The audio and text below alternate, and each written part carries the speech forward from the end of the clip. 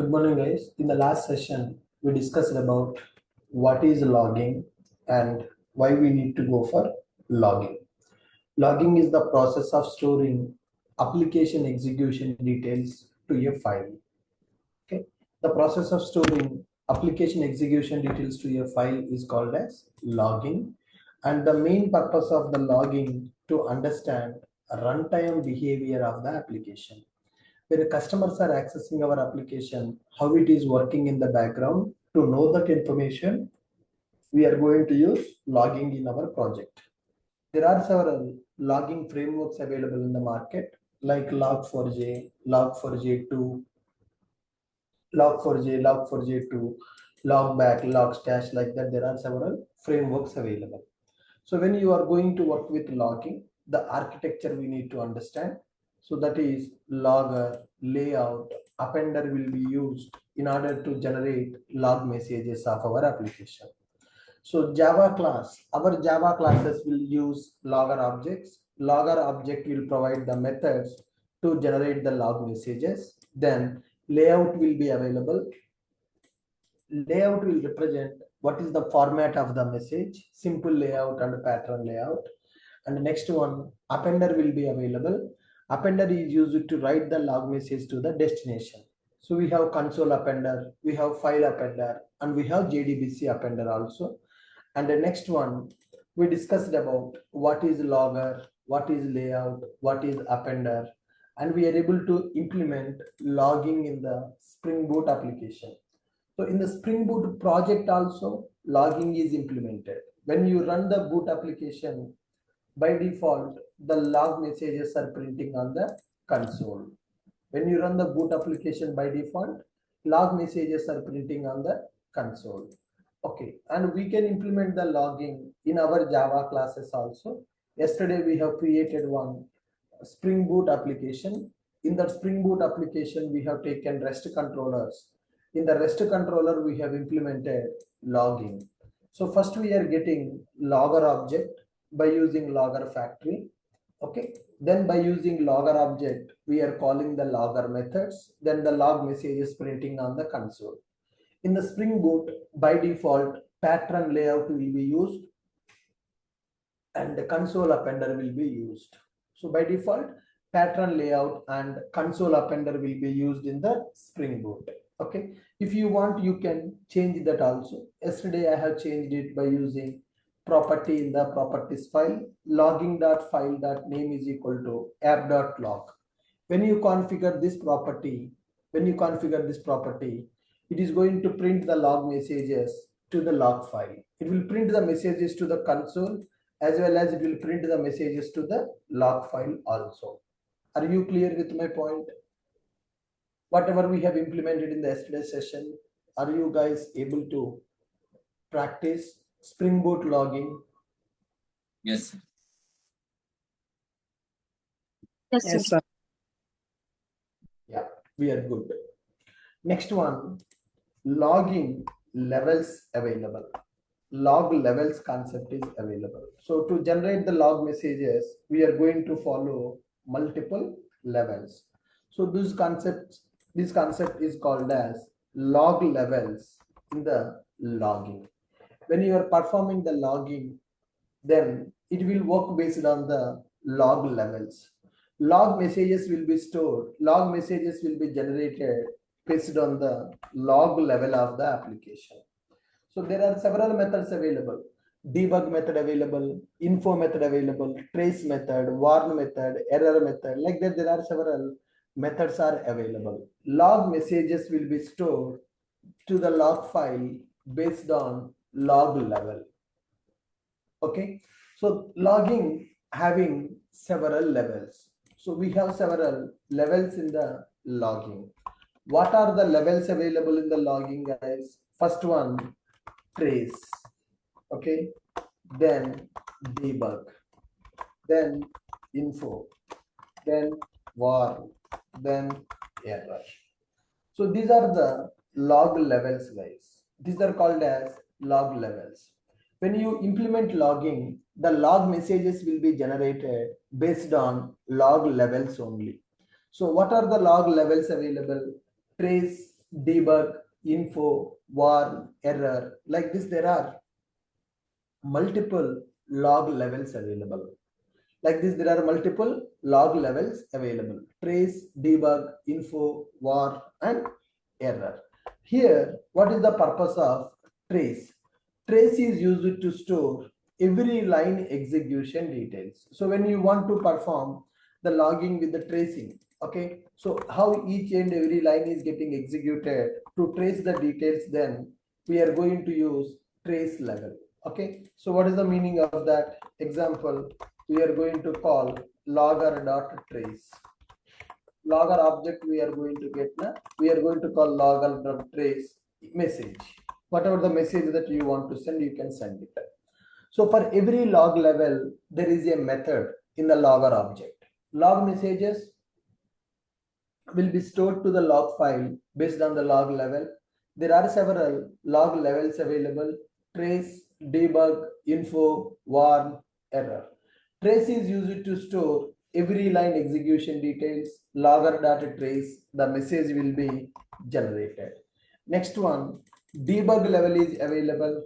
Debug is used to store the execution details at low level. So how your methods are executing in the low level, if you want to inform to the log file, then you can use debug.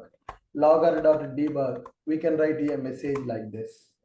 Okay, and the next one, info. When to go for info level? Info is used to store execution flow at the high level. How the method is started, method is completed, like that. If you want to give the information of your program execution at the high level, then you can go for info level. Each and everything, if you want to track, then trace. So in the low level, if you want to track, debug. At the high level, if you want to track, info. Warn is used to store execution process having any warnings. Warn is used to store warnings in the code execution flow. So when you are executing that code, you are getting some warnings. Okay, so then you can generate the warning message by using warn method. You can generate the warning message by using warn method. For every log level, corresponding method is available in the logger object. Log messages will be generated. Log messages will be generated based on log level. Log messages will be generated based on log level. So logging having several levels like below. There are several levels available like below. What are those levels? Trace, debug, info, warn, error. These are called as logging levels. What is the purpose of trace? Trace is used to store every line execution details. Logger.trace message will be generated. What is the debug? Debug is used to store execution flow at low level. What is info? Info is used to store execution flow at a high level. What is warn? Warn is used to store warnings in the code execution flow. Similarly, error is available. Error is used to store. What is the purpose of error? Error is used to store exceptions occurred in the code execution flow. When our code is executing, if any exceptions occurs in the code, then we are going to generate the exception message in the log file by using this error method. Okay. So logging works based on the levels. There are multiple levels available. Trace is used to store every line execution details. Okay, logger.trace, but we don't use a trace in the regular approach, guys. Debug we are going to use. It is used to store execution flow at low level. That means at minute level we want to understand how the code is executing, then we can go with the debug level. Info is used to store execution flow of the code at the high level. Logger.info. Warn is used to store warnings in the code execution flow. Logger.warn method we are going to use. Error is used to store exceptions occurred in the execution flow. So to generate the exception messages in the log file, we are going with error method. To generate the warnings, warn method. To generate the information messages, info. Debug messages, debug. Trace method. Okay, now, so based on this, levels only log messages will be generated. So in the Spring Boot, the default log level is info. When we are working with the Spring Boot application, in Spring Boot, default log level is info. So if you don't set anything, then by default, it will take the log level as info only. In the Spring Boot, the default log level is info. If you want, you can change that log level also, but the default is info. We can change the log level in the application using below property. We can change log level in the application using below property. So what is the property we are using to change the log level? That is logging dot level dot root. Root level I'm going to change is equal to warm. Okay, or is equal to error. Like this, you can set the log level. If you don't set any log level, then the default log level is info in the Spring Boot application. If you don't set the log level, then the default level is info in the Spring Boot application. Are you guys able to follow me? Are you guys able to follow me? In Spring Boot, the default log level is info. We can change the log level in the application using below property logging.level.root is equal to error. And here, which log levels will be printed? Then the level is info, right? When we set the log level, log messages will be printed from that level to higher level. So default level is info. That means info messages will be printed, warn will be printed, error. You see the arrow mark. So when you set the log level as info, then it will print from that level to all the higher level messages. If you set the log level as warning, only warning plus error will be printed. If you set the log level as error, only error messages will be printed. That means based on your log level, from that level, all the higher messages will be printed. So when we set the log level, log messages will be printed from that level to all the higher levels also. So if your level is root, if your log level is info, info will be printed, warn will be printed, error will be printed. If your log level is debug, debug will be printed, info will be printed, warn will be printed, error also will be printed. Log messages will be generated based on log level. Having several levels like below. What are the levels available? Trace available, debug available, info available, warn available, error is available.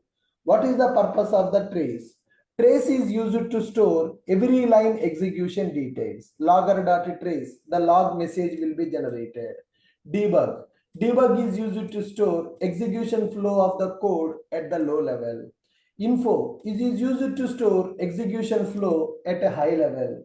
Warn. Warn is used to store warnings in the code execution flow.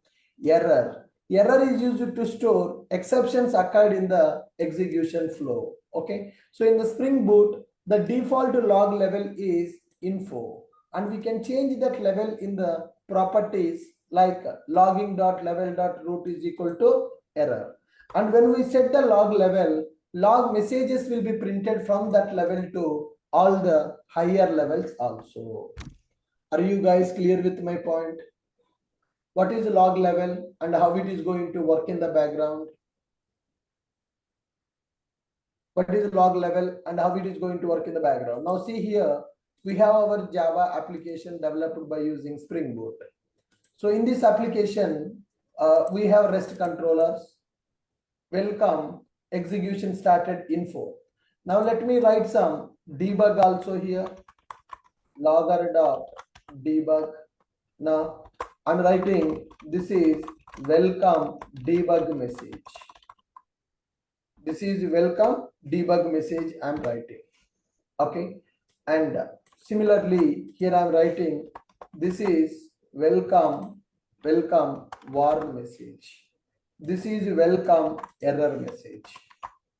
This is welcome error message. This is welcome debug message. This is welcome logger dot trace. This is welcome trace message. This is debug message. Welcome info message. Welcome info message. Welcome info message available. Welcome warn message and welcome error message. So like this we are taking multiple methods. One method with multiple levels of logging. So in my program, I'm using logger.trace, logger.debug, logger.info, logger.warn, logger.error. So like this, I'm using 5 levels here: trace, debug, info, warn, error. Okay. Now let's understand which log message will be printed to the log file. So let's understand which log messages will be printed to the log file.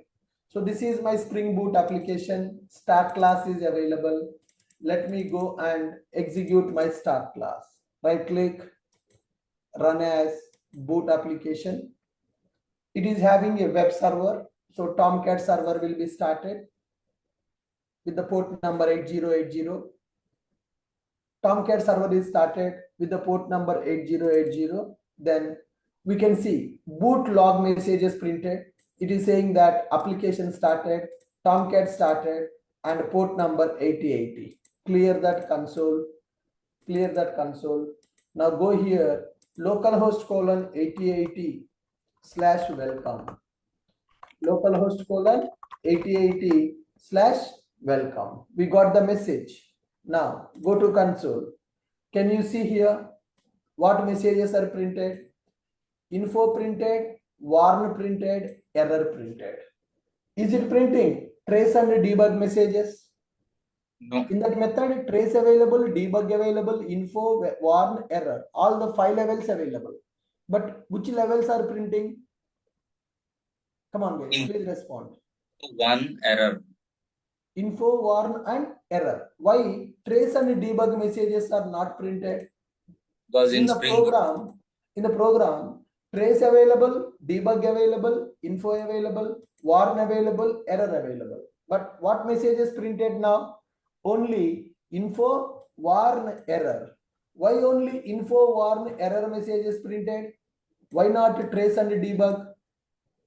Because you did not in the Spring Boot, what is the default log level? info. In the Spring Boot application, what is the default log level, guys? Info. In the Spring Boot application, the default log level is info. So whatever the log level is available, from that level, all the higher level logs will be printed. If your log level is info, then it will print from info to error. Info will be printed, warn will be printed, error will be printed.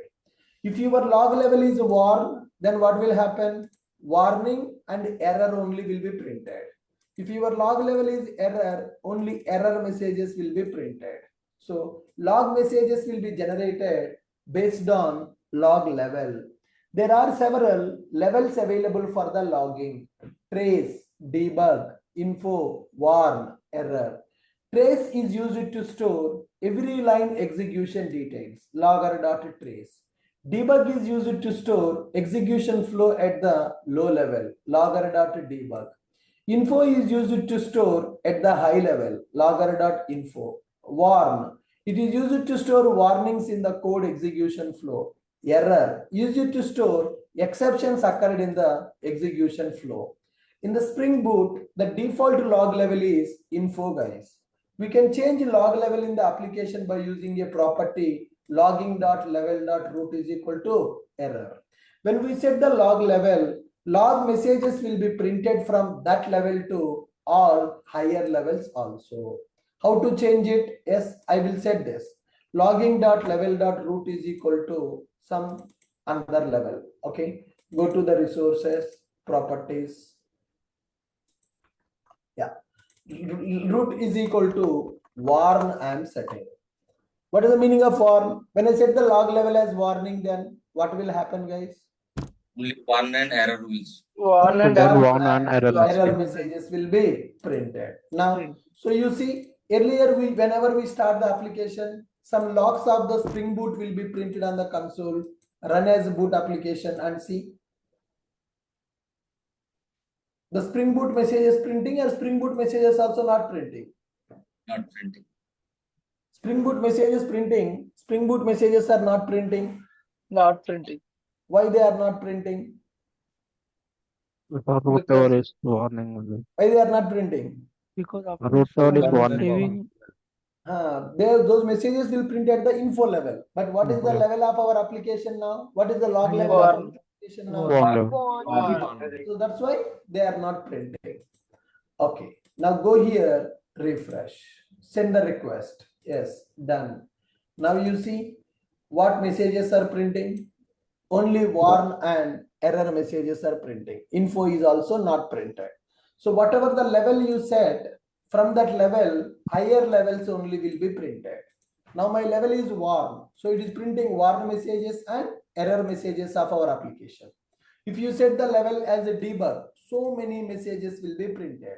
Debug messages plus info messages plus warn messages plus error messages also will be printed. Are you clear with my point? Log levels. Yes, sir. Earlier there was a fatal level also there, so it is removed or still Yeah, I there? think fatal is deprecated, sir. Fatal means a critical problem. Logging level fatal. Logger dot. No, fatal is not available, sir. They removed it. Now the last level is error. So I hope you got the clarity. What is log level and why we need to go for log levels? What is log level and why we need to go for log level, that we need to understand. So if you use the level, whatever the level you set, from that level, all the higher level log messages will be generated. The default log level of the Spring Boot is info. So from the info, all the higher level messages will be printed. Very good. Okay. Next one. Guys, if you observe in our application, we are having log file also. In our application currently we are having log file also. The log messages are getting generated to the log file. Whatever the log messages are available, they're generating to the log file. You can see that the log file is available. Refresh. The log file is generated. Okay. So ashokit.log, the log file is available. Now you can check it. Whatever the messages are getting generated. Warn message, error message. Earlier, so info, warn, error. After changing it, it is generating only warn messages. All right. Next one. Here, when you are implementing this logging, if you store all the log messages to one file, for example, my application is deployed in the production. Okay. So I have taken one Linux machine. In that Linux machine, my Spring Boot application is deployed. In one Linux machine. Okay, fine. My application is generating the log messages. So the log messages are going to the log file. Okay, it is a production application. That means end users are communicating with our application. In the boot application, we have implemented logging functionality.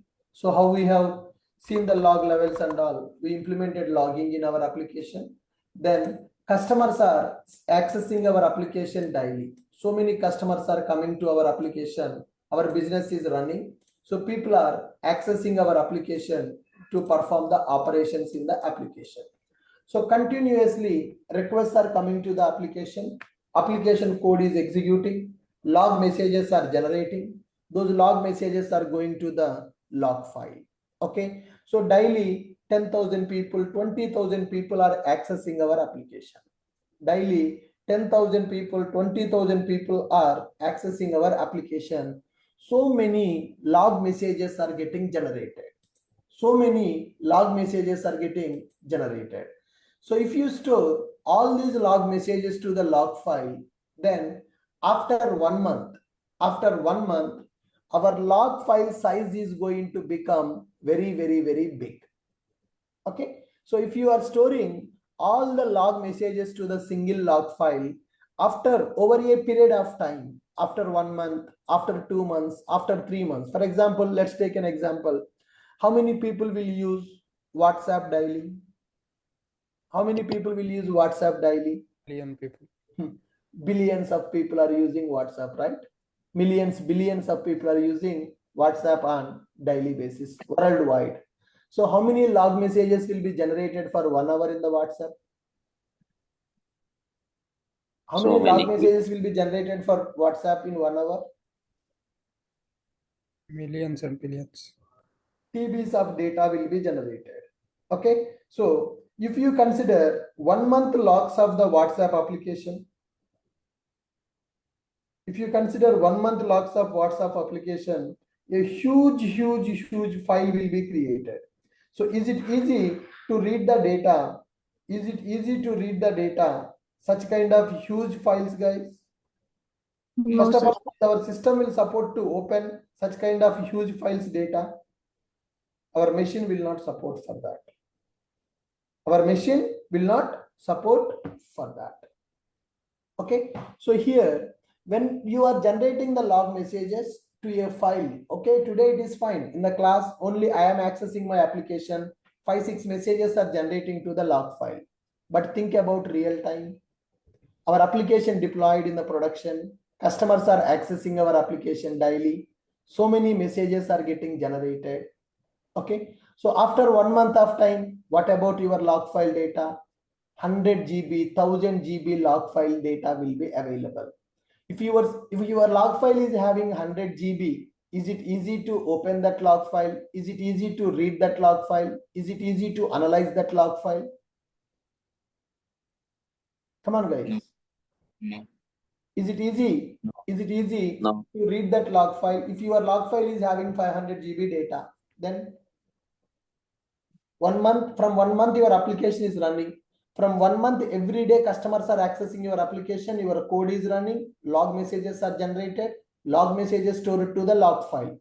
After 1 month, if you see your log file, after 1 month, if you see your log file, then there are 100 GB of log messages available, or 500 GB of log messages available in your log file. Then how you will deal with that? How you will deal with that log messages? So it is recommended to store the log messages to the single file, or it is not recommended to store the log messages to the single file? Not recommended. Not recommended. So it is not recommended to store the log messages to the single file, guys. Why it is not recommended to store the log messages to the single file? The Now data you is observe. Huge Now you data. observe. Yesterday I have generated a log file. Okay, yesterday is August 9th. Today is August 10th. So in the log file, yesterday messages available, or yesterday messages are not available? Available. No. Not What is the available. timestamp? not available. Not available. What is the timestamp now? So 10. that means yesterday message is available in the log file. Yesterday messages are not available in the log file. Not available. Not available. Not available. Why not available? You see, yesterday log files are packaged as one zip file. Yesterday log files are packaged as one zip file, and today a fresh log file is created. Same application, I have not done any changes. It is the same application, I have not done any changes. So we created this project yesterday and we executed the project yesterday. Yesterday our logs are available in the log file. Today when I run the application, what happened? It has taken the backup of the yesterday log file, created one zip file, and today a fresh log file is created. A fresh log file is created. This is called rolling policy in the logging. What is that concept, guys? Rolling policy. Rolling policy in the logging. So when we are implementing the logging in the project, we need to understand rolling concept. In the real time, in every project when we are implementing the logging, then definitely rolling concept will be available. So why we need to go for this rolling? Why we need to go for this rolling?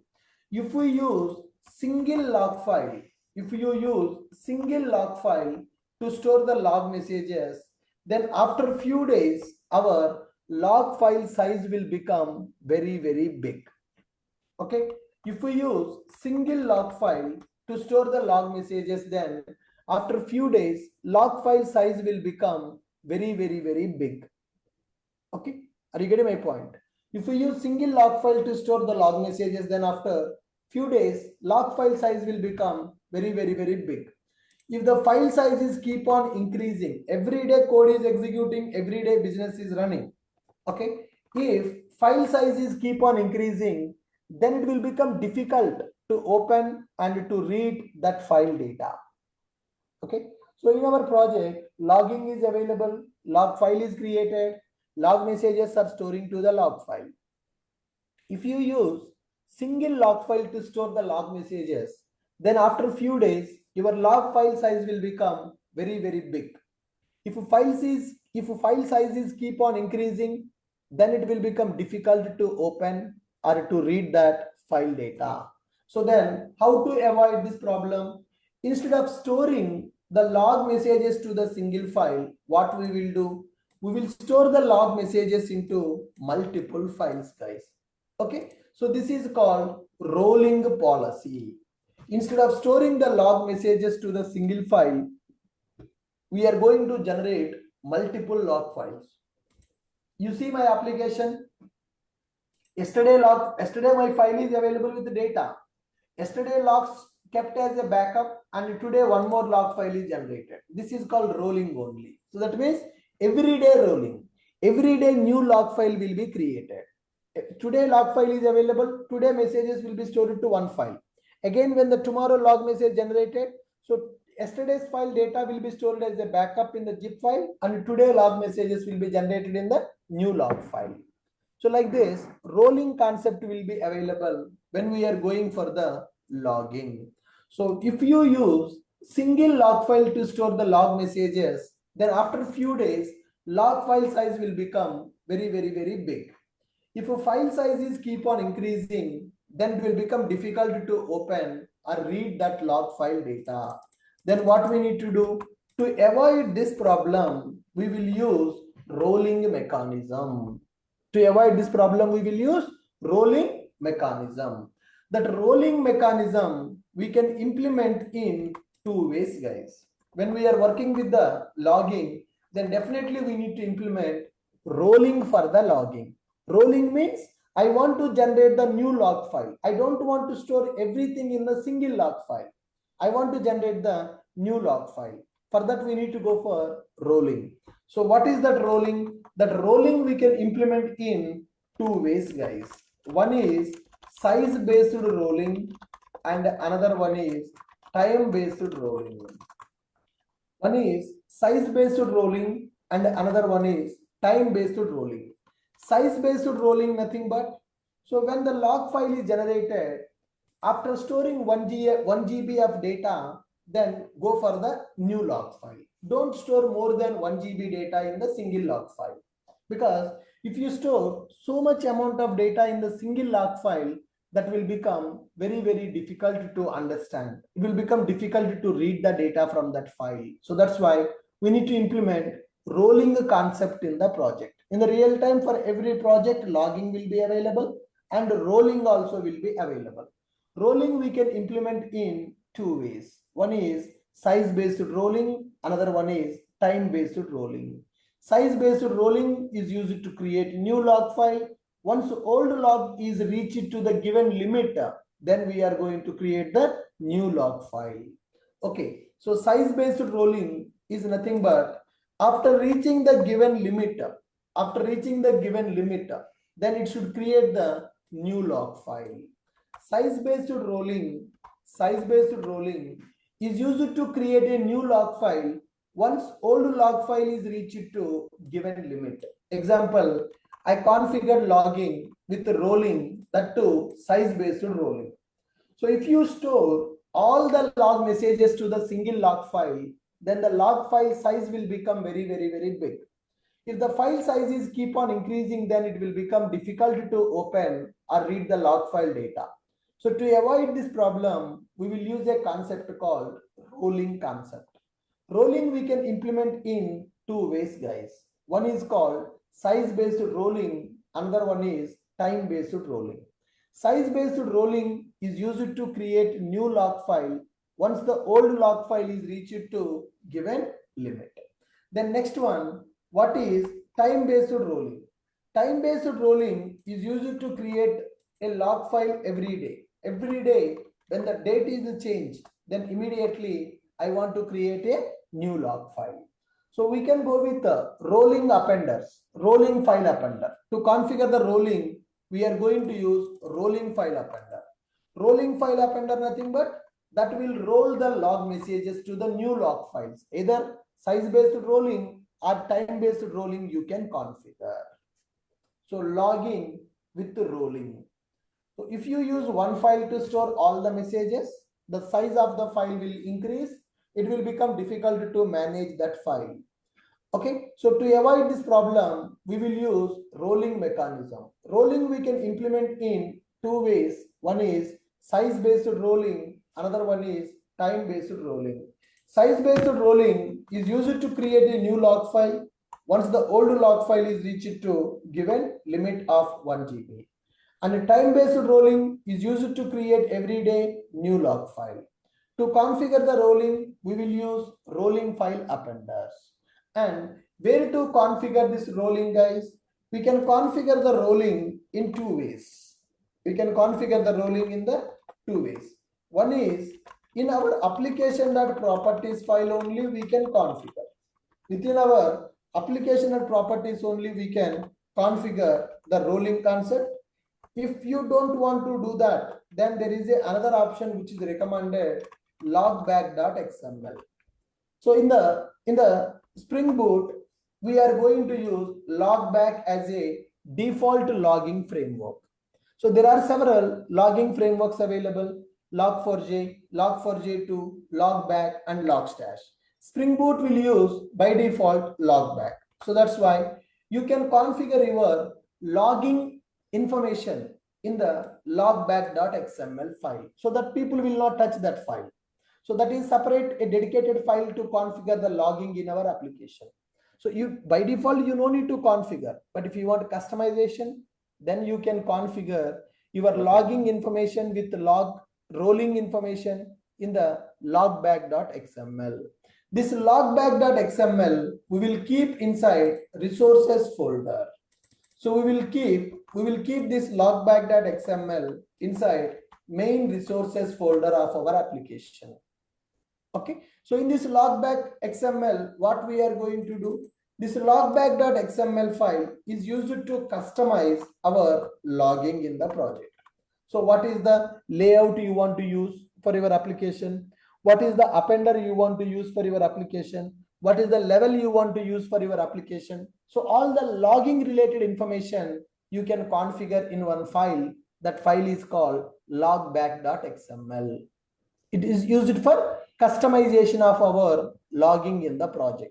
What appender you want to use, okay, what is the log file name you want to use, and what is the rolling policy you want to use, and what is the log level you want to use. Everything you can configure by using this logback.xml. Okay, rolling is used to generate the log messages in the different log files.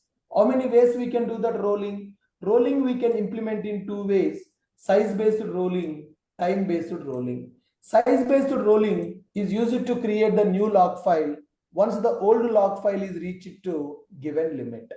So if I configure the size limit as 1 GB, after storing 1 GB of data, it should create the new log file.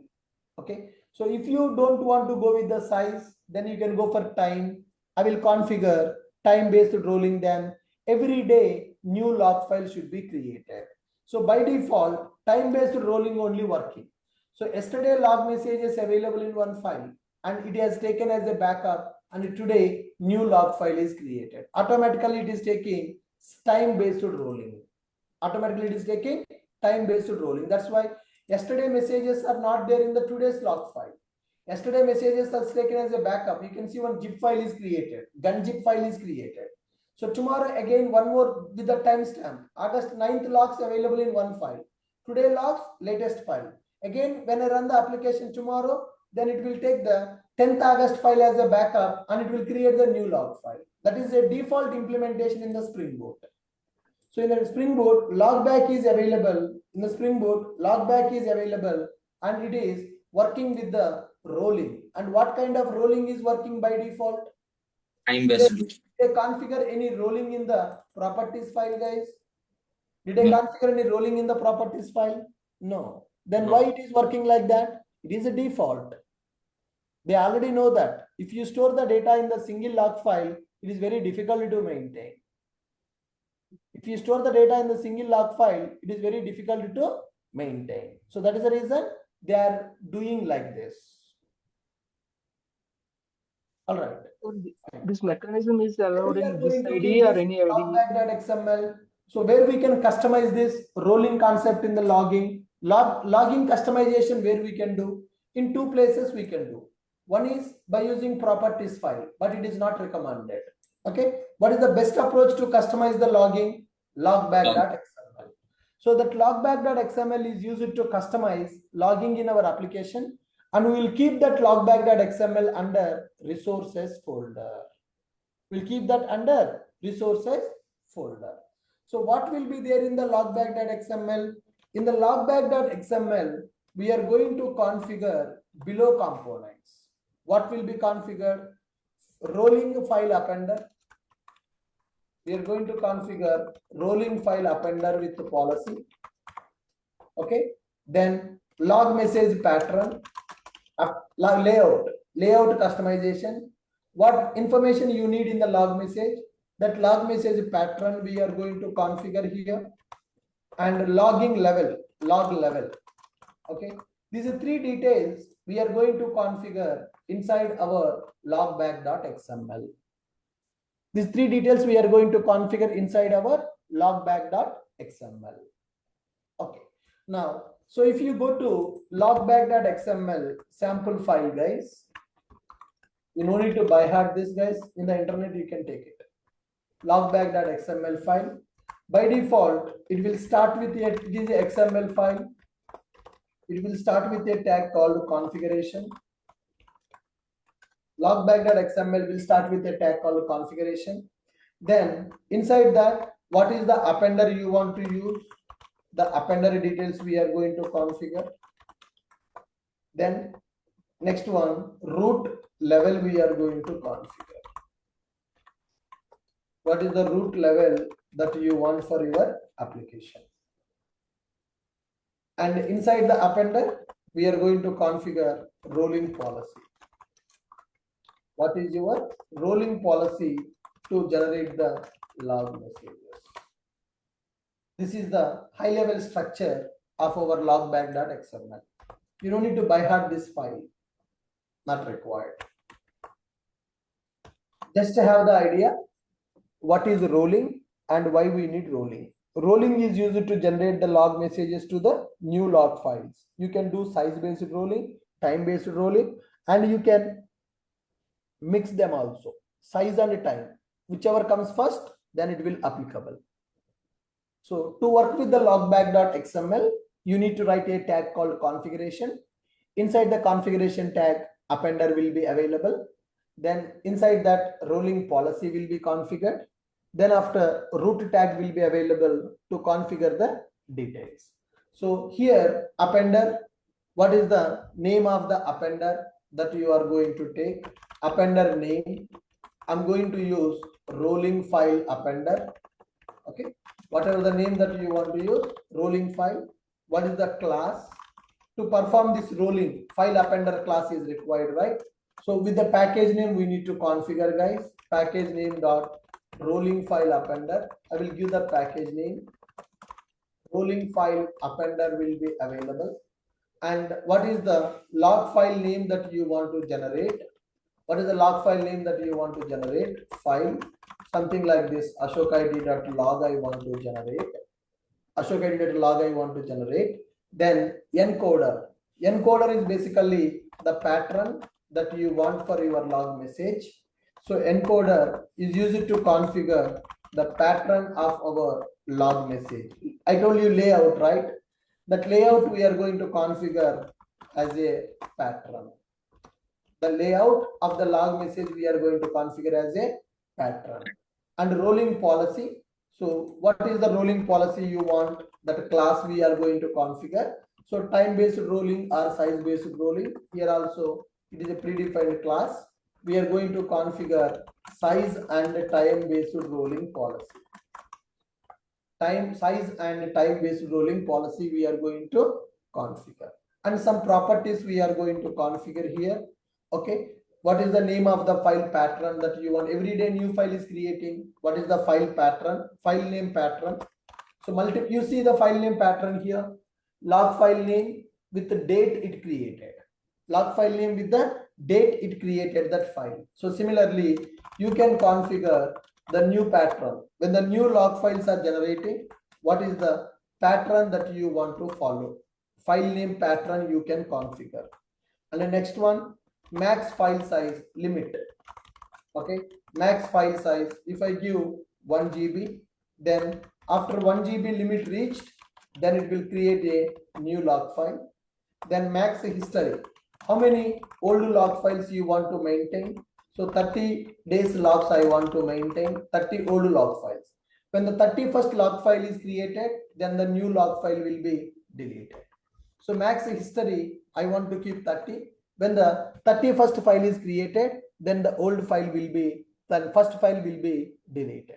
So like this, you can configure logback.xml. Logback.xml will start with the configuration. Then inside that appender will be available. Then inside that encoder will be available. Rolling policy will be available. Then root level is equal to info. Level is equal to info. And appender. What is the appender I am going to use? Appender reference is equal to rolling file is our appender. So I want to use only file appender. I don't want to any console appender. So this is my file appender having a name. So the root level appender I am giving as a rolling file. So it will use only rolling file appender. My logs will be generated only to the log file. My logs will not be printed to the console. So like this, you can customize your logging implementation by using logback.xml. So this is the basic sample configuration of logback.xml. So just look at this one, configuration tag, then appender tag, inside the appender file and pattern and rolling policy, how you want to roll the log messages, then root level, info level. For the root level, I'm giving the appender as a rolling file. So it will use only rolling file appender to generate the log messages. My log messages will be generated only to the log file. It will not be printed to the console. It will not be printed to the console. Just look at that file once.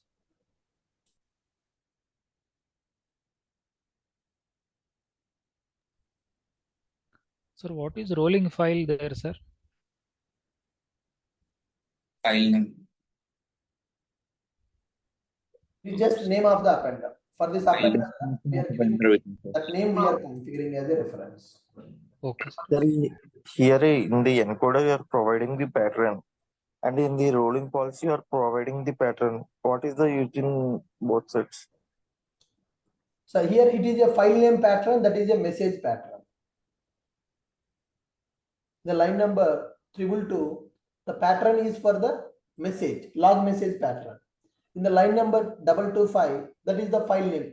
When the second file is created, what should be the pattern of the first file? When you are taking the backup of the old log files, what should be the pattern of the file name?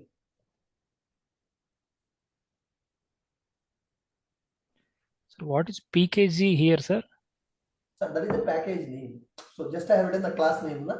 You Oh, need to write fully qualified class name. got it. Okay, sir. The fully qualified class name looks like this. Sir, developers only need to analyze and they only need to Yeah, this is configure. the package name and this is the class name. In the log, this is a logback package. Logback is a logging framework. Spring Boot is using logback to generate the log messages. In that logback, rolling file appender is one class which is available in this package. And similarly, time and size based rolling policy is also a predefined class, and that is available inside one package like this. These all classes are coming from which framework, guys? These classes are from Spring Boot or these are from Logback? Logback. From Logback. Logback is a separate framework which is used to implement logging. Our Spring Boot is using that Logback framework to generate the log messages. Sir, it is a logback.xml. It is a combination of both the size as well as time here. It is a combination of both. If you want, you can configure only one also. Size-based rolling policy, time-based rolling policy. Here I'm giving the mix. Okay. If it reaches 1 GB, then same day also 2 files will be created. If it is not reaching 1 GB, next day new file will be created. Anything is fine. Then maximum history also it is a time showing na. Max history means 30. If 30 files are created, so it depends on the files, how many number of files are created. Okay. So if 30 is the max history, that means if 31st file is created, the first file will be deleted automatically. Backup files will be deleted. Sir, in real time, how they store it, sir? Because they need to store all the data, right, sir? They cannot delete it. Separate log server will be available, sir. For storing the log messages, they will take the log messages, log files backup, they will keep in a separate log server. Okay, sir. That is a Linux machine in the real time. A person access logback.xml to Spring Boot, sir. Yes, we will configure this file in the Spring Boot. Whatever the logging customization that you want to do, that customization we will do by using logback.xml. This logback.xml we are going to keep inside the main resources folder. Then Spring Boot will read this file and will perform the logging according to our requirement. Okay. So for each user, log will be there or how? Sorry. So for each user, one log will be there or how it? No, sir. For application log will be there, not for each user. Okay. So So if users are accessing the application, same code will execute for everybody, right? Logs will be generated at the application level. Logs are not at the user level. So if a particular user is getting some exception, so like how it will override if like. No, messages will be keep on adding to the file. You need to read the file data and you need to understand for which user it is failed.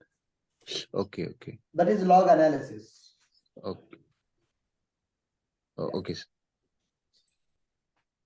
All good. So with this we are able to understand what are the log levels available and what is rolling concept in the logging. So there are several log levels available. The default log level is info. Whatever the level that you configure, from that level, all the higher level logs will be printed. From that level, all the higher level logs will be printed. So the default log level is info in the Spring Boot. If you don't want that, you can change it also. Next one, logging with rolling. What is the meaning of rolling? Rolling is basically used to specify when the new log file should be created. If you are storing all the messages to the single log file, it will become very difficult to manage those logs. So that's the reason we are going to use rolling concept. To work with the rolling file appender is available, and that rolling we can implement in two ways. One is size-based rolling, another one is time-based rolling. And here that rolling also you can configure by using two ways: properties file or XML file. XML file is recommended because a separate XML will be available for only logging, so people will not modify that. That logback.xml file we are going to keep in the resources folder, and that file is used to customize the logging in our application. Okay, so what we are going to configure in the logback.xml? In the logback.xml, we are going to configure appender that you want to use, and what is the policy you want to follow, and what is the pattern that you want for your application, and what is the level that you want for your application. So I'm giving you one sample logback.xml, guys. So according to the project requirement, they will customize this logback.xml. Configuration, my appender, my file name. I'm giving the file name as ashokit.log. Pattern, this is the message pattern. As I told you, layout, pattern layout. Pattern layout. I want to print the date, thread, level, logger, message, new line. Rolling policy that I'm going to give you here. The log size-based rolling policy. File name pattern. When the new file is getting created, what is the pattern that you want to use? This is the pattern. Max file size 1 MB or 1 GB that you can configure. Anything is fine. History 30. Max history 30. So when 30 files are created, that's fine. When the 31st log file is created, then old file data we are going to delete. Then level. Level is info I am configuring. Appender reference, which appender you want to use for this level. Rolling file is the appender. Rolling file appender. I don't want anything console. Console logging is not required. I want to do only file-based logging. Now take this XML and create this XML file in the resources folder. Go to the resources in the project, right click, new file. The file name, which is logback.xml. The file name is logback.xml. Click on finish. Okay, let me stop this one. Yeah, logback.xml file I created and I pasted my configuration in this. Okay, so this is my logback.xml configuration. So in this XML, our logging configuration is available. Okay, now let me delete the old log files that I have. I have deleted my old log files that I have. Now Spring Boot will use my logback.xml, which is used to perform the logging. Console logging is not available because appender I am configuring only rolling file. Now go to our start class. I have deleted my old log files, guys. Now I am going to the start class and let me run this. Run as boot application. Sir, can you ping that logback XML code, sir, in the chat? I will upload in the notes, sir. Okay. Now guys, can you see the messages are printing on the console or the messages are not printing on the console? Not printing because the Why they are not console printing on the console now? In the rollback application properties we configured the one. So the messages are not going to print in the console now. The messages will not be printed on the console. From the properties file, I am removing the logging related configuration, guys. The logging configuration I am keeping in a separate file called logback.xml. Okay. From the properties file, I have removed the log related properties and I created a file called logback.xml. I created a file called logback.xml. Okay. Now let's go to start class and let me run this application. Run as boot application. Run as boot application. Now application started. Messages are getting generated, but they are not printing on the console. They are not printing on the console. Log file is generated. So now application log messages will go to only log file. With the today's date, my log messages are getting generated. Let me access my application. Welcome to Ashok IT. I accessed it. So in the console, nothing is printing, but go to the log file. Now in the log file, you can see that my log messages are printing. The level is info. So info is printed, warn is printed, error also printed. Info is printed, warn is printed, and error also printed. Are you able to follow me? Yes. Sir, how is picking logback.xml file? That is a default, sir. Spring Boot internally will take care of that. How it is picking the properties file by default, same way it will pick up the logback.xml also. File name should be same. So when the boot application is started, it will check in the resources folder. Is there any logback.xml file is available? If it is available, it will read the configuration of that XML and it will process the logging according to that XML. That is the default behavior of the Spring Boot. So if logback.xml file is present, then it won't. So before it won't. Execute default behavior. No, if the logback.xml is available, logback.xml is used to override the default behavior only, right? Okay. Yeah. So if the logback.xml file is not available, then it will go with the default behavior. If it is not available, if it is available, priority will be given to logback.xml. So logback is a framework that is used by Spring Boot to perform the logging. There are several frameworks available to perform the logging, and in the Spring Boot, the default framework is logback. So we can use log4j also, right? Log4j, but they are outdated, sir. Logback is used. And in the log4j, I think 2 years back, one bug also came, one vulnerability came in the log4j. The whole IT industry got shaken because of that issue in the log4j.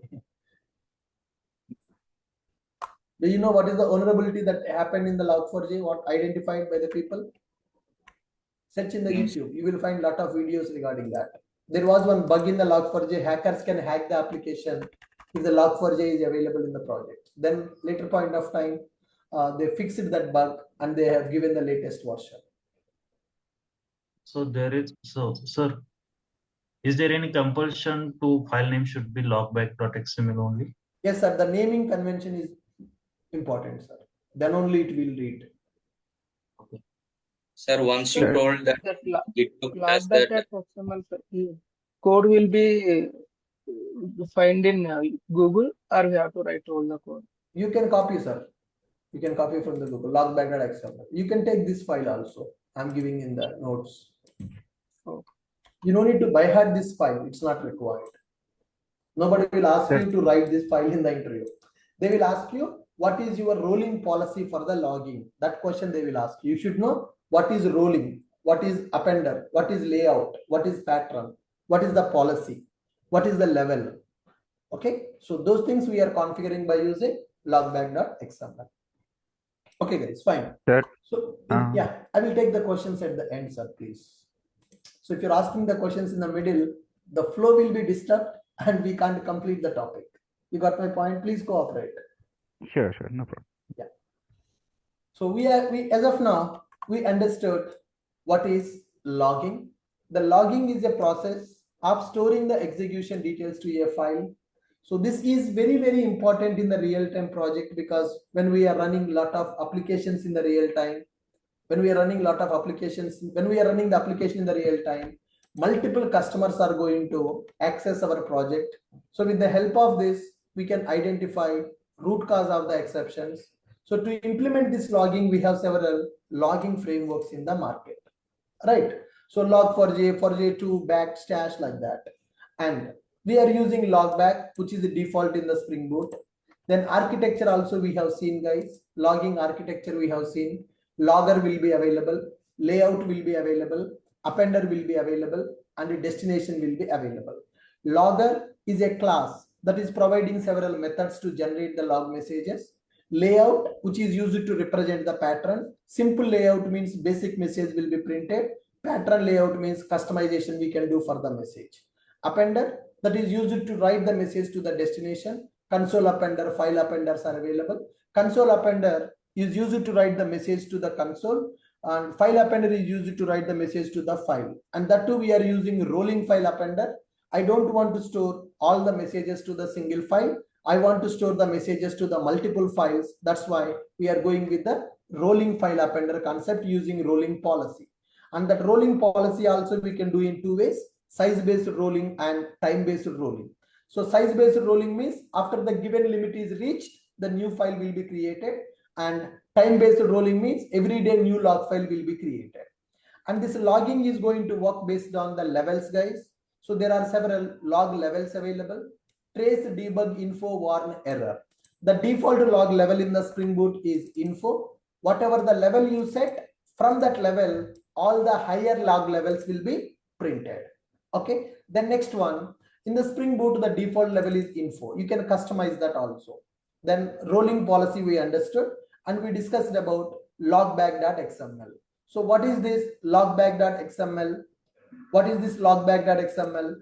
Logback.xml is used to customize the logging in the Spring Boot. What is logback.xml? So we will keep the log.xml file under resources folder, and in that file we are going to customize the logging in our application. Okay, so logback.xml file is used to customize logging in our application. That means what is the appender, what is the policy, what is the level that you can customize. That file we are going to keep inside SRC main resources folder, where our properties file is available. Where the properties file is available, in the same location, we are going to keep our logback.xml. This is the sample configuration of our logback.xml. That's fine. Logging we understood. Then as a developer, another important thing for us, log monitoring. Another important thing for us, that is log monitoring. Okay, so I have taken one Linux machine. In the real time, applications will be deployed in the Linux machines only. Now my boot application is deployed in the Linux machine, which is having a logging. Then the log messages are getting generated. Okay, this Linux machine is available in the AWS cloud, or it is available in the USA client location. I'm a developer. I am available in Hyderabad location, guys. I'm working from Hyderabad location. My client is US. So my server is available in the US. My Linux machine is available in the US. The project is deployed in the Linux machine. Customers are accessing my application. Log messages are generating. The log file is available. The log messages are stored into the log file. Today, from morning onwards, customers are not able to log into my application. So from today, customers are not able to, from today morning, customers are not able to log into the application. So this server is available, server location, the log server location, USA. So our client is USA client, our machine is available in the USA, our application running in that machine, which is having logging, log messages generated to the log file. So end users are accessing the application, that's fine. But from today morning, we are getting some issue in the application, customers are not able to access. Then manager called you early morning at 7 o'clock and told that, Ashok, from today morning, customers are not able to connect with our application. Customers are not able to log into our application from today morning. So could you please check what is the issue? Then as a developer, immediately open Make My Trip, book a flight ticket to the US, catch the flight, go to US and see the log file available in the Linux machine. Morning 7 o'clock, manager called me. Ashok, from today morning, customers are not able to log into our application. So if they are not able to log in, that means some exception is coming in the application. So to track the exception details, only logging we have implemented. The log messages are stored in the log file. So 7 o'clock, I got a call. By 8 o'clock, go to Shamshabad, find the flight which is going to US, go to the US, go to the office, see the log file which is available in that office. Is it possible? No. Not possible, No. sir. No, it's not possible. Then, as a developer, from my system, I should be able to connect to the log file which is available in the Linux machine. Are you able to follow me? Yes, sir. Yes. Are you able to follow me? My server is available in the US. My server is available in the US. So in that server nothing but a machine only, guys. Linux machine. My server is available in the US. My application is running in that server. Log messages available in that server. Log file is available in that server. I'm a developer. I'm available in Hyderabad. So morning 7 o'clock, I got a call from the manager saying that, Ashok, our application is not working. There is a serious issue. There is a blocker. Customers are not able to log in. Client is shouting at us. Please look into the issue immediately and fix the problem. So to fix the problem, first I need to see the problem. To see the problem, I need to see the log messages. The log file is available in the Linux machine. Linux machine available in the USA. I'm available in India, Hyderabad. I can't go to the USA. I don't have visa for that. Then how to check that issue? That's where log monitoring tools comes into picture. You can't go to the USA to check the log file. Then there is an option, log monitoring tools we need to use. So first of all, as a developer, you should know how to implement logging. Already we have done that. In the Spring Boot, Application, I have taken a REST controller. In the REST controller, I have taken a logger. By using that, I'm generating the log messages. I'm customizing the logging by using a framework called logback. Logback.xml is created. Everything is fine. My application is running in the machine. Okay. Then how to check the log messages when there is a problem in the application? That's where log monitoring tools comes into picture. What are the log monitoring tools we are going to use in the real time? In the real time, we can use putty to monitor the logs, okay? And we can use WinSCP to check the logs. We can use ELK to check the logs. We can use Splunk to check the logs.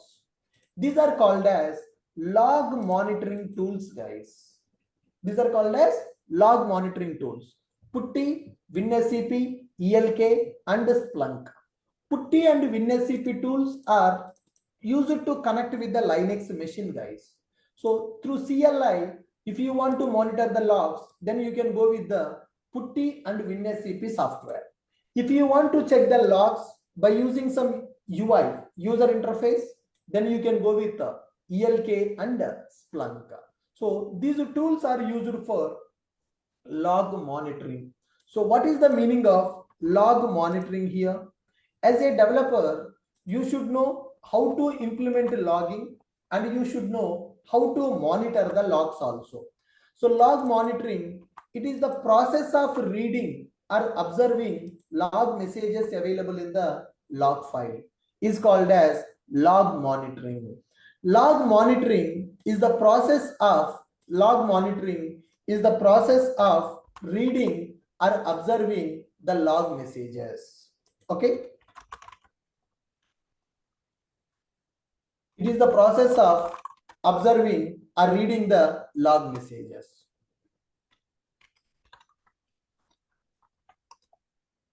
Are you guys clear with my point?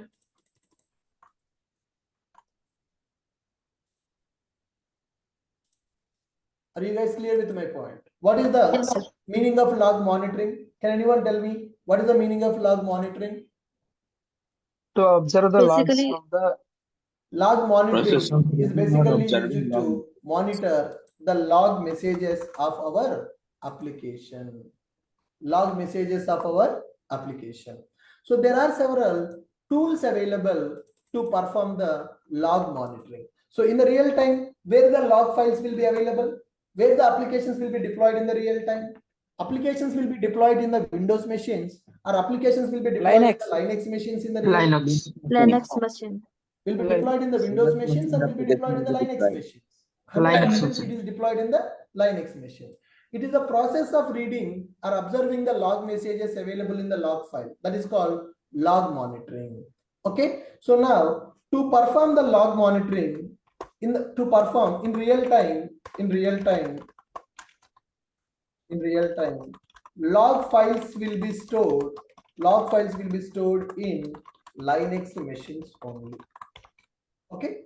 So now to read the log messages from the log file, we are going to use several tools. Those are called as log monitoring tools. To get the log messages from the log file, we have several tools. What are the tools available? You can use Putty. You can use Putty, or you can use WinSCP. You can use ELK. You can use Splunk. ELK and Splunk will provide user interface to monitor the log messages.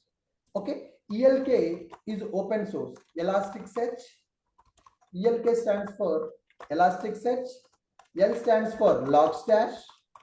K stands for Kibana. The combination of three products is called as ELK. Elasticsearch, Logstash, Kibana.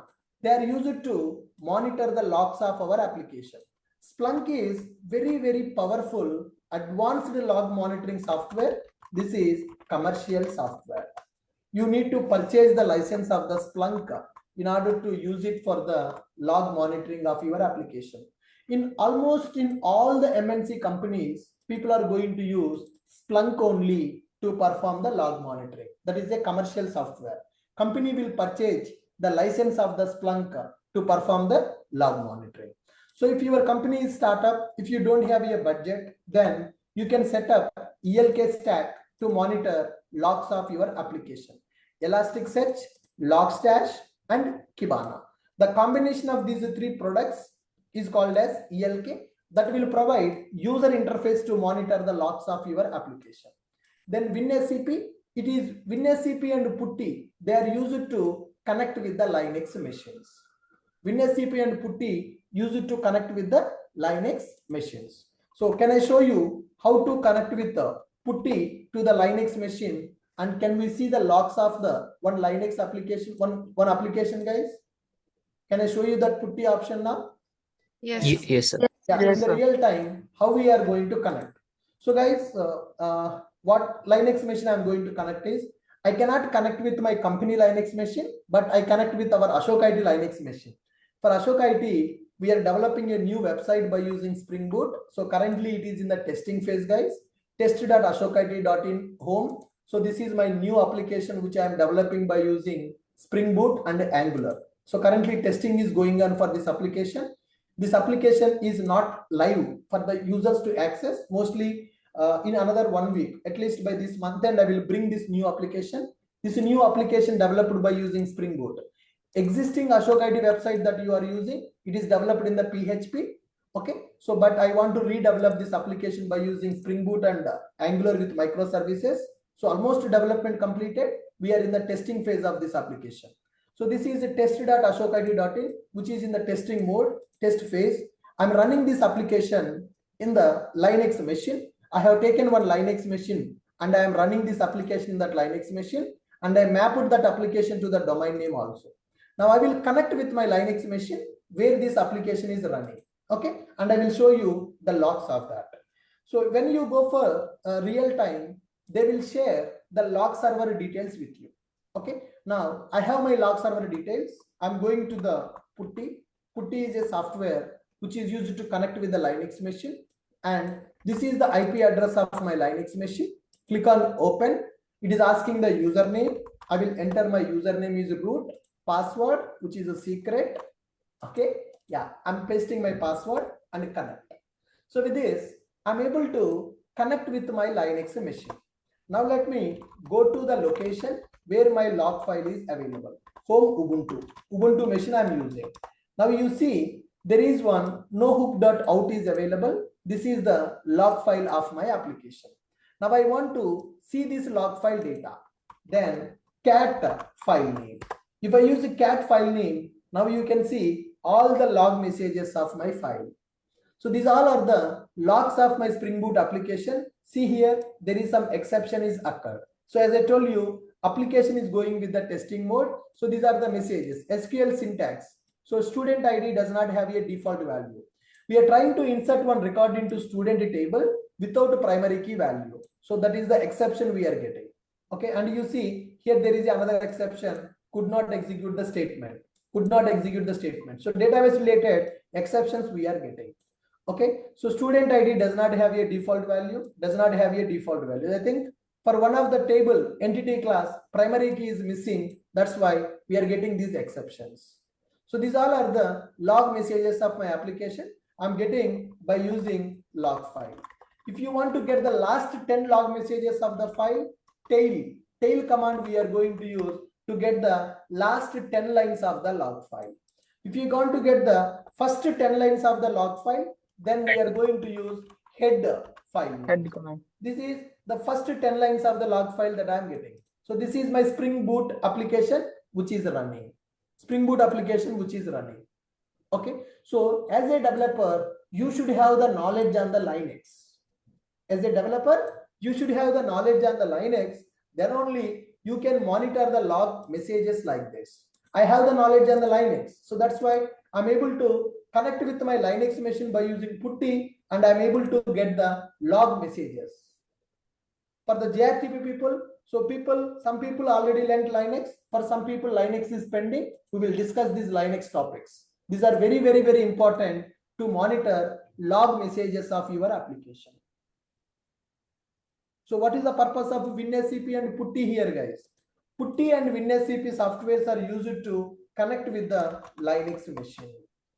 Putty and WinSCP softwares are used to connect with the Linux machines. Putty and WinSCP. Putty and WinSCP softwares are used to connect with the Linux VM. So in the company, the operations team, DevOps team will set up the log server and they will give the IP address, username and password. Then by using that IP address, username and password, you can connect with the log machine. If you are going for WinSCP, how it looks like? Let me open my WinSCP tool. I'm opening the WinSCP. So when you open WinSCP tool, 1 minute. I'm bringing the tool here. Yeah, this is my WinSCP tool, guys. You can download this tool and you can open this. Let me open once again WinSCP.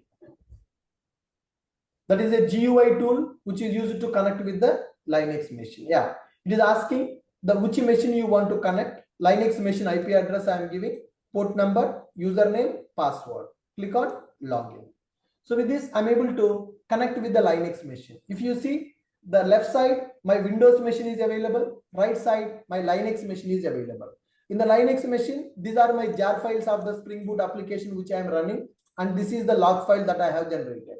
Okay, if you double click on this file, then the log file is opened.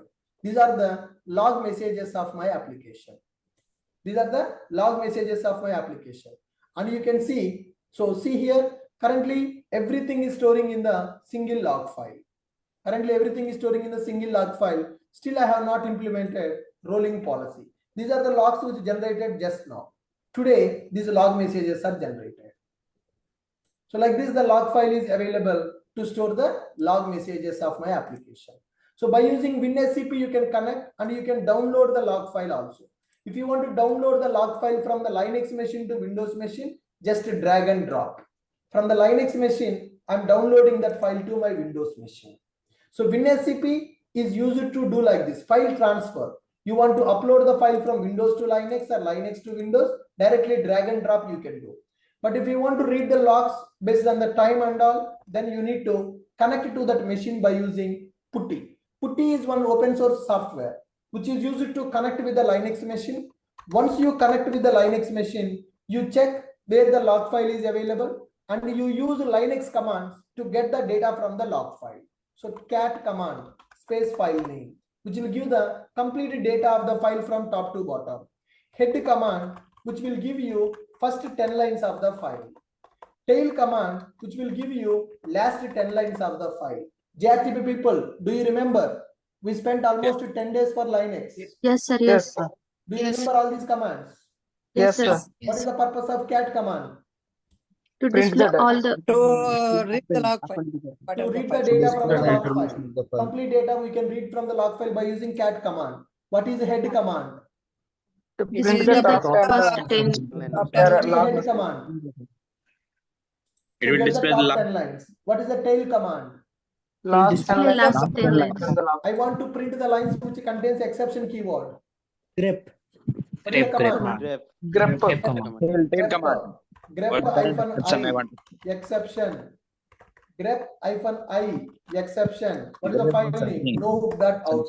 So see, these all are the lines which contains exception keyword. So this is called log analysis. This is called log monitoring. Now tell me, Linux is required for the developers.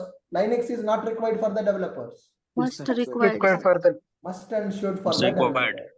Must and should for the developer. If I don't have the knowledge on the Linux, can I do all these operations? No. no. No. Ashok sir, we can find log file with the same name or we can have a different name. You can With use no any name hook. for that. Any name for that. How can I identify this is log file? They will tell you the path of the file, sir. Okay. So whoever is configuring the log file, this log file I configured, right? So I know this path, I know the file name. In the real time, what is the log file of your application? They will tell the path where the log files are available. Okay. They will give you IP address of the Linux machine, username and password of the Linux machine, With that, you can connect to the log file. You can connect to the machine, you can go to the path. So basically, what they will tell you is, they will tell you log server details. They will tell you log server details, IP address, username to connect with that machine, password to connect with that machine, log files path. They will give you. So IP address is something like 192.168. something. 4 parts will be available, 4 octets will be available for IP. The username, which is log user, the password, that is log user @ Ashok IP, something like this. Log files path. Your log files are available in /home/ubuntu/logs. Okay, so they will share this information with you.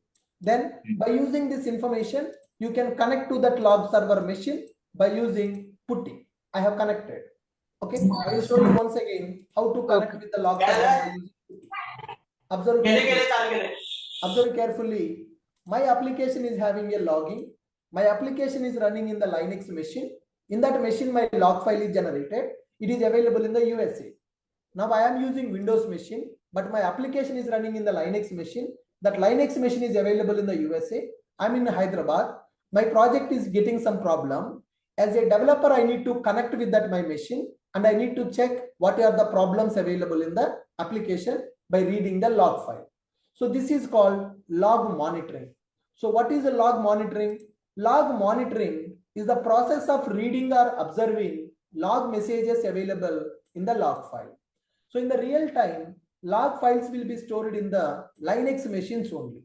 To get the log messages from the log file, there are several tools available. What are the tools available? Putty, WinSCP, ELK, Splunk, like that there are several tools available. So what is the purpose of this Putty and WinSCP? Putty and WinSCP softwares are used to connect with the Linux VM. Okay. Now in the real time, operations team, operations team, I mean to say DevOps team, operations team will share log server details like below. They will share the log server details like below. Log server IP. That means in which machine your log files are available, and what is the username of that machine, and what is the password of that machine, and what is the path where the log files available in that machine. They will give you the details of the log server. Once they give these log server details, as a developer, you need to connect with the log server by using some softwares, and you need to see the log file to understand the problems. So if you want to do this kind of log monitoring, then definitely you should have Linux knowledge. Otherwise, you can't do that. So for JRTP people, we have taught already Linux. Backup videos also we have provided. Linux important, very, very, very important to survive in the job. Now, so I have my log server details. Now I want to connect with my log server and I want to see the log file. So first step, you will get the log server details like this. What is IP address of your log server? What is the username of that machine? And what is the password of that machine? And where the log files available in that machine. Open Putty. In my system, Putty is installed. I will open Putty. It is asking what is the IP address of the machine that you want to connect. So I am using Windows, but my logs available in Linux. From the Windows, I want to connect with Linux. So for that, I will use Linux IP. Okay, click on open. It is asking what is the username of that Linux machine. The username is root, password. You can't see the password, whatever I'm typing, guys. So I will type the password, then connect it. So with this, I'm able to connect with my Linux machine. Then go to the path. Guys, come on, JRTP people. What is the command to change the path? CD space /home/ubuntu. So in this location, my log file is available. Okay, this is the log file that I am using currently. nohook.out. That is the file which is available. So now tell me what commands we can use to read the file data in the Linux machine. Cat space file name. What is the purpose of cat command? To read the file data from top to bottom. So there are so many log messages available in the file. I don't want to read all these messages.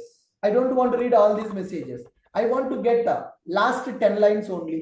How can I get only last 10 lines? Tail command. Tail space file name. I'm getting only last 10 lines of data. I want to get last 30 lines of data. Come on.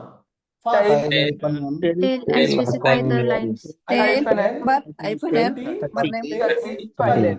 It will give you last 30 lines of the file. In this log file, which lines contains exception keyword? I want to find out. Use the grep command. Grep command. Grep hyphen I. What is the keyword? Part of the Exception File file name. name. So in this complete log file, 1000 lines are there. I can't read each and every line. So in which line the exception keyword is available, I want to get only that lines of data from the log file. For that, I'm using grep command. Now, tell me guys, so many people asked me, Ashok, in the JRTP, why you are starting with Linux? Now, do you know the reason why I have taken Linux classes for you? Yes, sir. Yes. If you know this information, if you know how to play with the Linux machine, you will have the confidence like anything when you go for the real time. Tomorrow, when you go to the company, manager will tell you, hey, Ashok, our application not working. Can you check the logs of the application? Then the log file is available in the Linux machine. Can you tell to manager that I don't know Linux? No. Can you tell to manager that I don't know Linux? No, sir. Remember guys, initially in 2013, when I joined in my first job, I struggled a lot due to lack of knowledge on the Linux operating system. In my first job, I faced so many problems and I lost my job also due to lack of all this knowledge. Within 20 days, I lost my first job because at that time, I don't know what is putty. I don't know what is WinSCP. I don't know what is Linux, how to work with Linux. Manager told me to check the logs in the log file. I don't know how to connect with Linux. I don't know this tail head grep commands in the 10 years back, 2013. So due to lack of this knowledge, I was not able to survive in my job. I was not able to do my task. Then manager called me and asked me, do you know Linux or not? I don't know. Do you know how to do the log monitoring? I don't know. Then how do you work on the project? So he fired me from the job. Within 20 days, I lost my job, first job. Now, my students should not get such kind of problems when they join in the company. That is the reason, whatever is required to get the job and to survive in the job, everything I'm covering in the JRTP. JRTP is one of the most famous course in Ashok IT, not only in Ashok IT, in the entire Amirpet, the Ashok IT JRTP is very, very, very famous because we are learning complete real time. What is required for you to work in the company. So once you complete all these tools, you complete the mini projects and major project, you can work with any kind of project in the real time. You can work with any type of company. You can work with any type of manager also, because technically you will become very, very, very strong and you can do the things on your own. Whatever the work that I am doing in my company as a manager, you can do such kind of work on your own. But the thing is, your practice is also very, very important. I'm giving my 100%. I'm expecting your 100% also. Then only magic will happen. Only if I am keeping my 100%, if you are not practicing, there is no use of this course. And I'm betting on this. So if you go to any Java real-time project batch courses in other institute, nobody will give you this much clarity on the real-time tools. Yes. Yes, sir. Nobody Yes. will give you this much depth on the real-time tools with the complete real-time scenarios. Sir, where are the Linux videos, sir? I missed those things, sir. Yeah, in the YouTube, the Linux videos are available. So I will share the links. Now, if you are in the videos plan, in the JRTP course also, Linux videos we have uploaded already. Okay, sir. Okay. Sir, one question asked by the HR that in how many projects you have worked on Linux like that. So you can say that for every project, Linux machine will be available. Yeah, sure. Okay, good guys. Fine. So we understood how to do the log monitoring by using putty. Okay, what is the difference between putty and WinSCP, guys? CLI CLI based and WinCP is the GUI based. User interface. Come on. What is the purpose of PuTTY and WinSCP?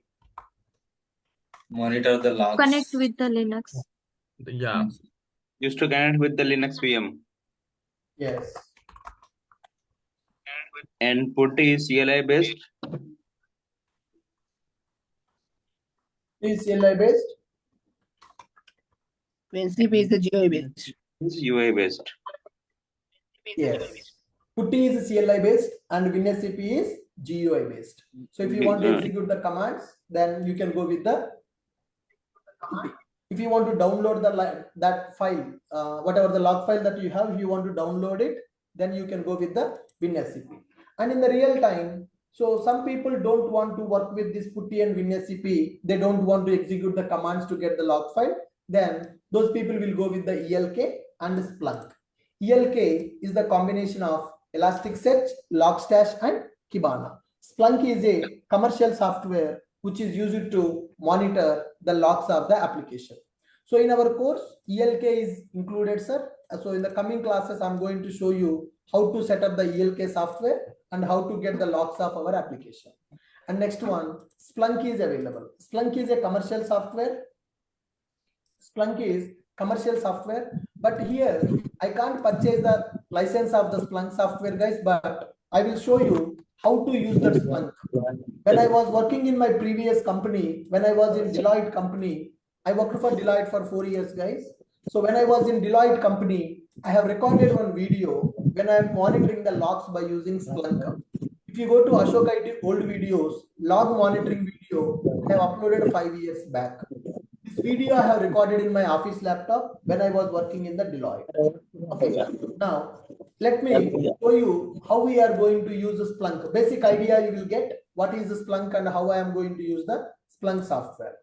Okay, this is WinSCP we have already seen. I will show you the video which I have recorded when I am working with the Splunk software. Okay, so when you go for real time, they will give you the Splunk URL like this for you. Okay, so this is my company Splunk URL, guys. This is 5 years back video. So just to get the idea how the Splunk software is going to look like. ELK I will cover in our project. ELK I will cover in our major project as well as in the major project I'm going to cover the ELK part, which is free only. Then go to splunk.ri bridges. That was my URL. So this is the URL of my company Splunk server. That is a commercial Splunk. They have created a username and password for me to connect to the Splunk. I was a team member at that time. They have given the Splunk access for me to monitor the logs of my application.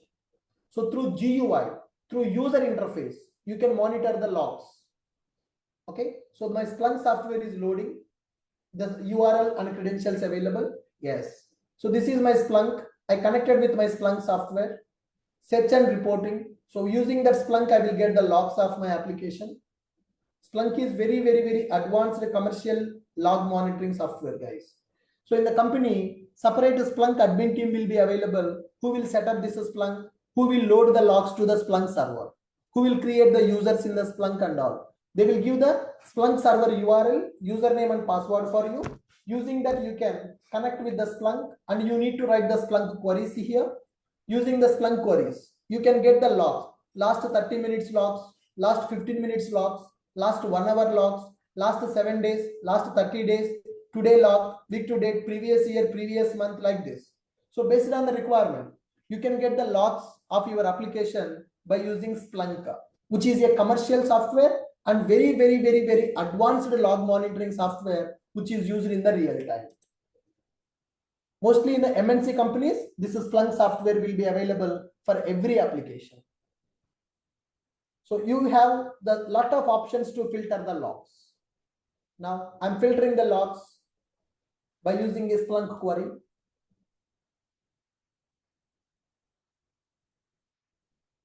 Correspondence.log, that was my log file name. Yes, now you see, I got the logs of my application. These logs are 2018. So the video also recorded at that time, 5 years back old video. But just to give the clarity for the people, how to use the Splunk software in the real time, I have recorded this video. Just like this, you can apply date filters also. You can select the logs based on the time, last 15 minutes, last 30 minutes. So yesterday date related date range logs, you can get it. by using this Splunk. So like this, user interface will be available in the real time in order to monitor the logs. If your application is a startup company, Splunk is not available, then you can go for ELK setup, which is free of cost. ELK also will provide this kind of user interface to monitor the logs, but as it is a free, so many features will not be available. Whatever the features available in the Splunk, all the features will not be available in the ELK, but still okay. User interface will be available to monitor the logs of our application by using ELK.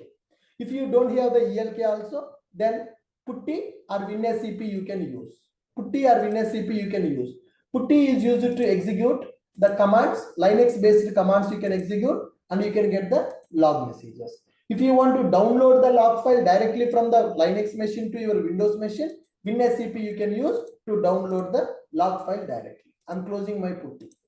Okay. So this is log monitoring. As a developer, everybody should know two things: how to implement logging and how to perform log monitoring. So implementing logging, nothing but you should generate your application execution details and you need to store into the log file. The process of generating application execution details and storing into the log file, the process of storing application execution details to the file is called logging. This logging is used to understand runtime behavior of the application. This is used to understand the runtime behavior of our application.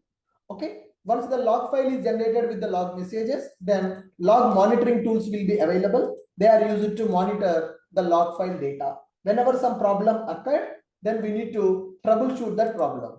To troubleshoot that problem, we need to connect with the log file. Log file will be available in the Linux machine. Log file will be available in the Linux machine. So to connect with the log server, we can use Putty, WinSCP, ELK, Splunk. Like this, there are several softwares available. So Splunk and ELK will provide user interface to monitor logs of our application. ELK and Splunk softwares. ELK and Splunk softwares provides user interface, UI, to monitor logs. ELK is free, Splunk is commercial. Okay, ELK is open source and Splunk is commercial software. So with this we understood what is logging. Guys, with this we understood what is logging and why we need to go for logging. So we understood what is logging and we understood why logging, and we discussed about logging architecture, what is logger, layout, appender, and we discussed about log levels. We discussed about what are the log levels available, and we discussed about logging in the Spring Boot. We discussed about logging in the Spring Boot, and we discussed about rolling policies. We discussed about rolling policies, and we discussed about log monitoring.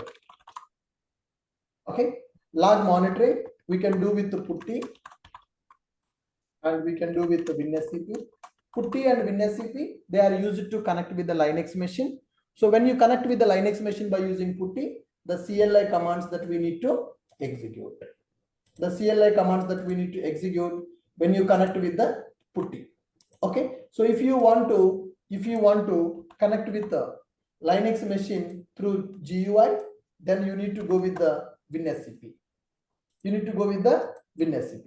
So if you want to use UI, then you need to go with the ELK and Splunk also. ELK is free, Splunk is commercial. ELK is free and Splunk is commercial software.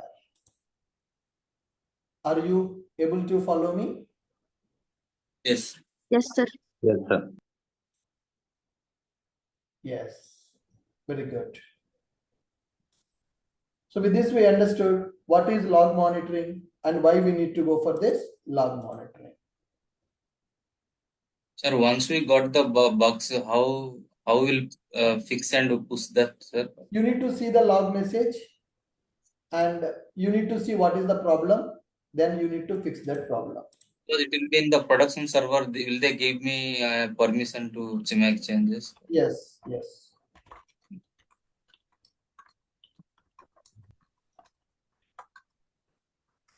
Sir, if you want to put a log in JSON format directly, is there any direct way? Sorry, can you come again, sir?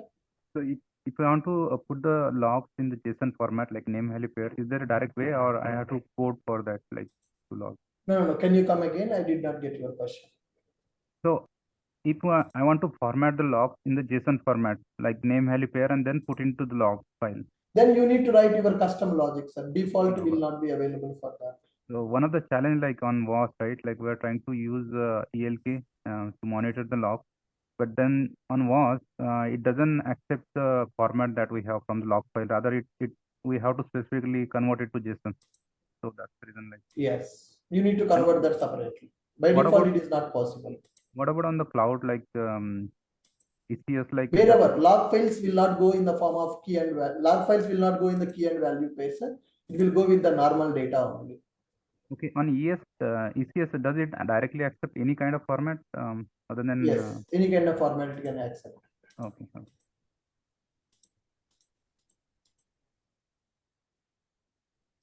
So we can see that your putty and WinSCP right now is on your local system. When we will make that project, we will install those on our Linux, AWS machine. Na? Correct, sir.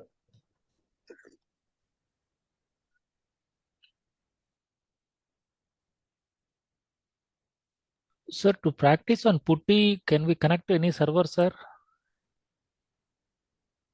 Putty is used to connect with the Linux machine, sir, basically. Right. Can we have any sample Linux sandbox type of machine, sir, to connect? You can create the sandbox machine in the AWS cloud, sir. In the Linux classes, I have explained. Okay, sir. Okay, I'll check. How to create the Linux machine, how to connect with that, I have already explained that. Okay. Yeah, hi. For this batch, Linux classes are completed already. For JRTP people, for some people already completed, for some people it is pending. So I will cover this. The Linux classes I will conduct once again. AWS, sir, what about AWS? Both, sir, Linux plus AWS. Okay, thank you.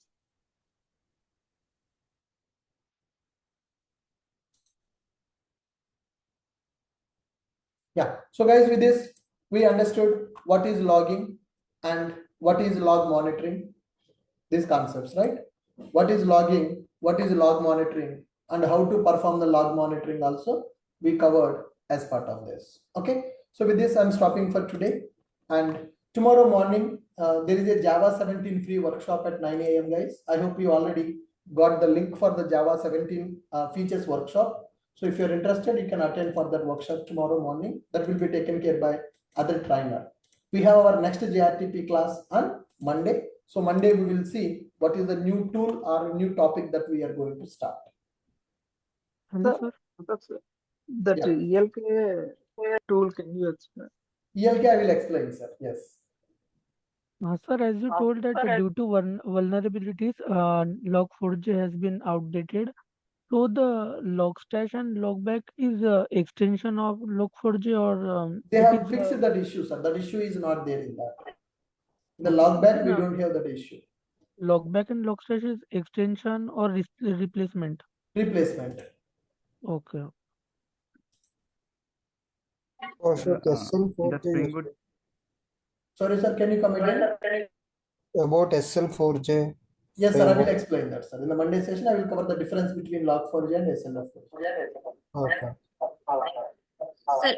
And we are doing our customization on that XML file. Same things should we do on that properties file also? Sorry, can you come again? Like in properties file, we are writing log.level.root kind of only and enabling which log we want.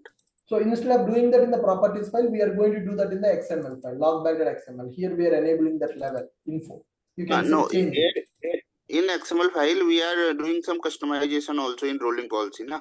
Correct.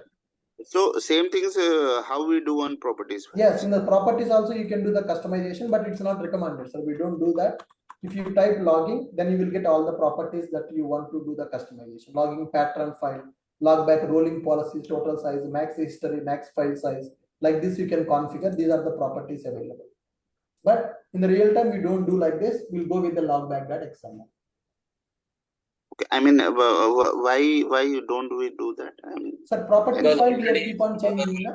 Properties other files we are customers. going to keep on change. That's the reason it's not recommended. By mistake, Sorry, if anybody change that file, it will affect our logging in the application. That's why we will maintain it separately. Can you please repeat again? Someone was speaking in between. If you configure logging policies in the properties file, every time we are going to make some changes to the properties file in the application. So by mistake, if anybody change that property, then logging will be affected. That's why we will maintain that separately in the logback.xml so that nobody will touch that file. Okay, got it. Okay. Yeah. In that project, we are which framework we are using for Sorry, logging? sir?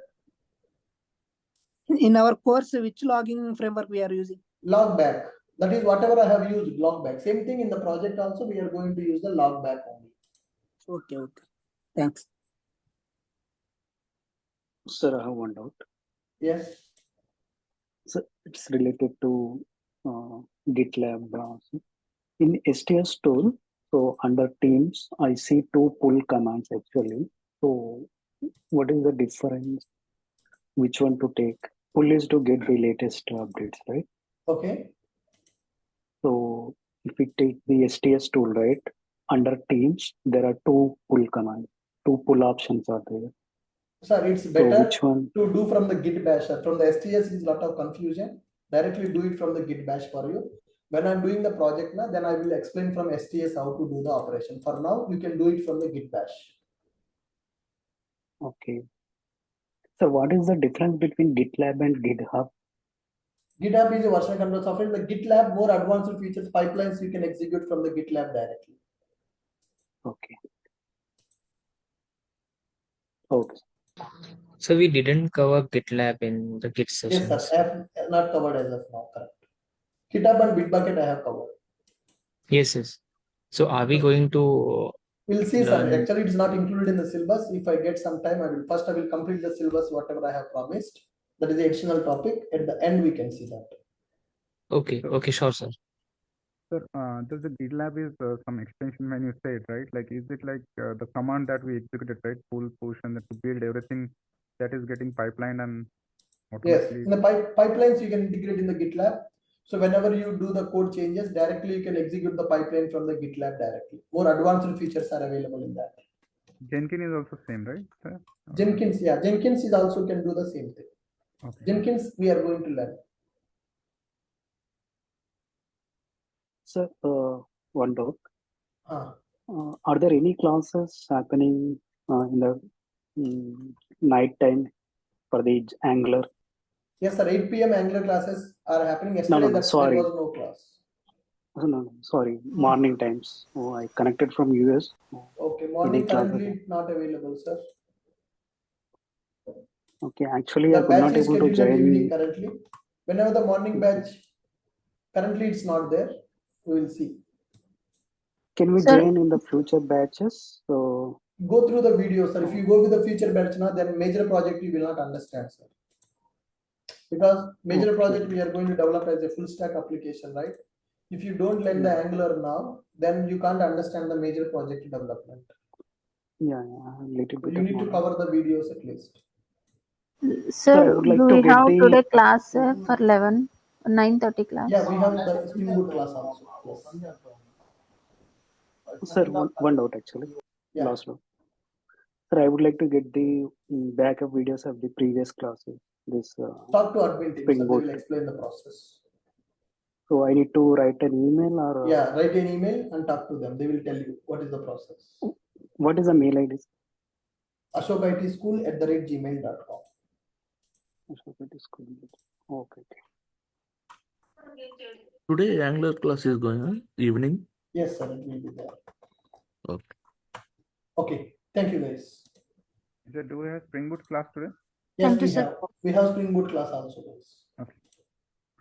Thank you, Ashok. Have a good day. Happy Thank you weekend. guys. Good day. So tomorrow join for Java 17 workshop, guys. Sure, Ashok. Thank you.